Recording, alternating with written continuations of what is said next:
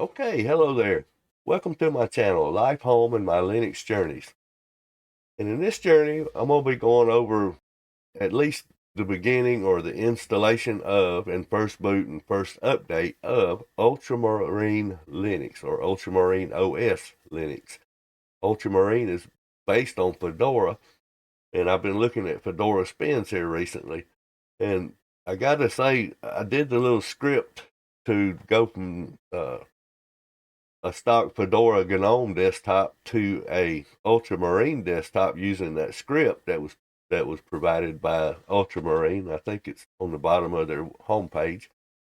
Anyway, and everything was fine. I was playing around in it one day, did an update, and all of a sudden, VirtualBox, the kernel wouldn't load, and so I did some investigation trying to find out what happened to it and everything. And apparently, I was not the only one that has posted that VirtualBox broke after an update. Now, I don't know if this was Fedora or if it was Ultramarine. I do know that I went ahead and installed Ultramarine on the test machine. And that's what we're going to go through on this video here, is the installation of Ultramarine Linux.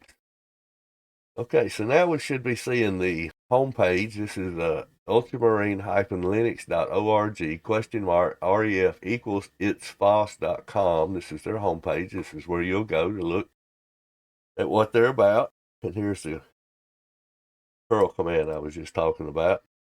Find out a little bit about them. And it's based on Fedora, fast, stay out of your way, and easy to use. I gotta say, it was very easy to use.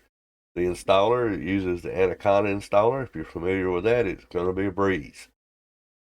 This is their wiki.ultramarine-linux.org /en/welcome/ tell you some more about it here. So let's get on into the installation part of this. Okay, so I've got it set up on the HP machine, booted into the ISO, and I'm going to select the UEFI disk. There's nothing on the hard drive, so you could select it. So you're going to get booted up. You're going to see a test this media, which I had already done, so we won't go through that here, or start it. And that's what I'm going to do, is go ahead and start this.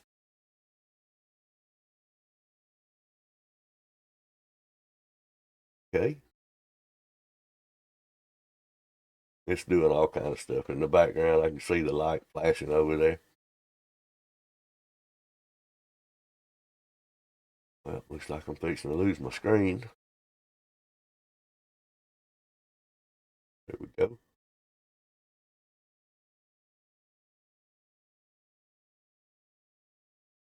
All right. There's our desktop. So we get two options: try Ultramarine or install to the hard disk or hard drive. I'm going to go ahead and click on try. And there is a reason. I want to go ahead and make sure that my hard drive is seen, as well as I want to go ahead and hook up to Wi-Fi, or in your case, possibly Ethernet. I want to make sure I'm connected. So I'm going to go and select my Wi-Fi connection. We'll give it a password. Actually, I wasn't sure that it picked the right one, so I'm going to do that again. Give it my password. Say connect. Give it a second to verify that it is connected, and it is connected. So let's get out of here. Now, let's go find the installer right here on this dash. Open up a terminal first, just to make sure that it does recognize my disk, hard drive, and it's SDA 232 gigabytes it's showing. I think it actually says 250 on the hard drive itself. Okay, so let's get this installation going here. Now that we know we're online, and it also knows my hard drive is there. First thing is language, country. Date was time and date. It's already set on Chicago, so I didn't see that. But if you wanted to change it, this is where you'd go to change it. We're going to use the network time as well. Installation destination. Okay, so our hard drive is selected already, and I'm going to do a custom install. Mainly because I want a swap space and I want a home directory, and it's just easier to set these things up for myself. If you'll notice now, the mount points is going to be using Btrfs, which I left it at default because if something does happen to the system, I want to make sure that it's not because I decided to use ext4 instead of their Btrfs partitioning. Okay, so there's our first one, EFI system. Not going to encrypt it. And the next one's going to be mounted to root, indicated by /. And we're going to give this, I think I gave it 99 gigs. Yep, 99 capital G. Add the mount point. All right, there's our EFI partition and our root partition. Got 132 gigs left. So now I'm going to set up my swap. And it is on a tower, so I'm going to give it 8 gigabytes of RAM. It won't need any more than that ever. Laptop now, that's a different consideration. And this last partition we're going to put on our home directory. So there's our partition.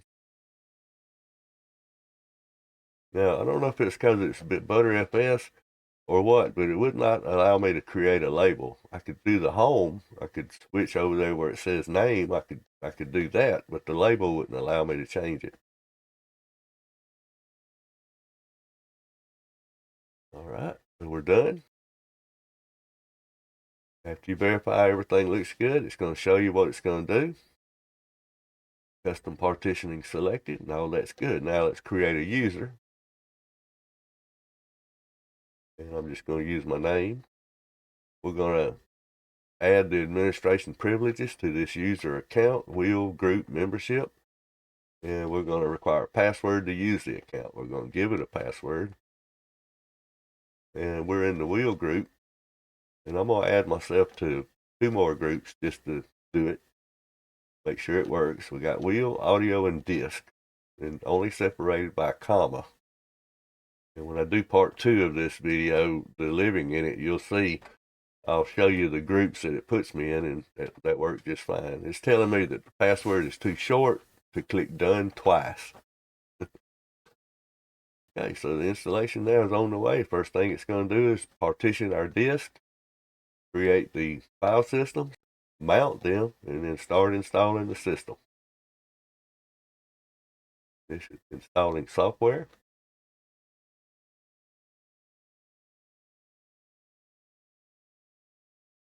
Fast forwarding through this. Let's go look and see what is in our menu. Now we got Firefox, a calendar, photos, files. That's in our dash or on our dash. Show all applications. Let's see what files version number is. GNOME Project 43.1. I mean, if you're going to name a file system, file browser or something, files is just as good as anything. It's be easier to know what is. I mean, it makes more sense than, say, Thunar. I mean, as far as names go, and you can tell what they are.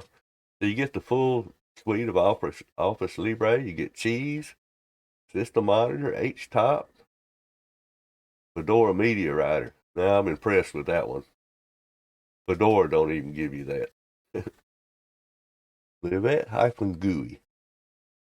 I had to actually look this up to see what it was. If you click on Show Details, right click and then select Show Details, it's going to open up the software store and show you what it does in its description in here. But because we're in a live environment, that's probably not going to open. I'll go ahead and close it. Let's open it up and see what it says it is. If it says. We'll authenticate it.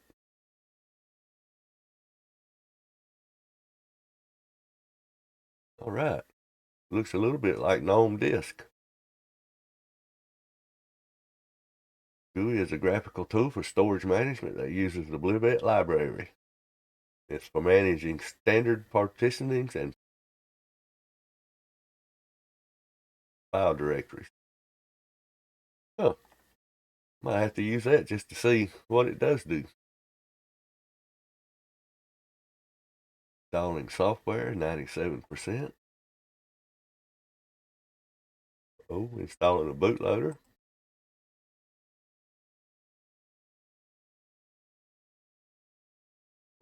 Running init RAM FS.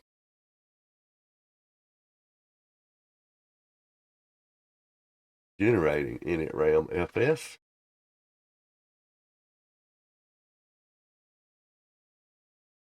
See what system monitor shows it.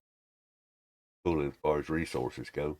About half the processor and a little north of 3 gigabytes of RAM.